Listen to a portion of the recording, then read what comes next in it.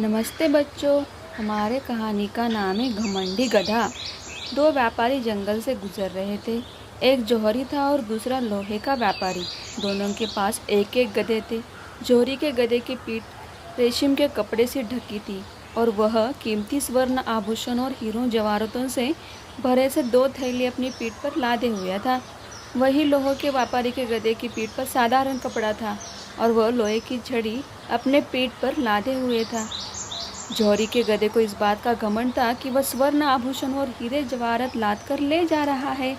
हर बार अपनी बातों से लोहे के व्यापारी के गधे को नीचा दिखाता रहा।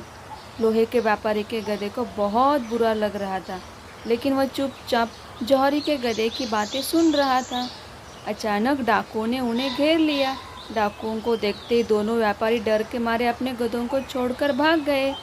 डाकू गधों की पीठ पर लदे सामान देखने लगे। उन्होंने देखा कि लोहे के व्यापारी के गधे पर लोहे की छड़ी लदी हुई है।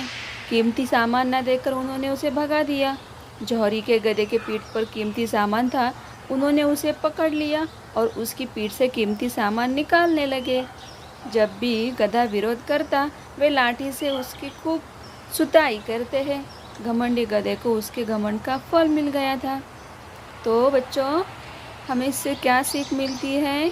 कभी घमंड नहीं करना चाहिए। कभी न कभी घमंडी को नीचा देखना ही पड़ता है। धन्यवाद।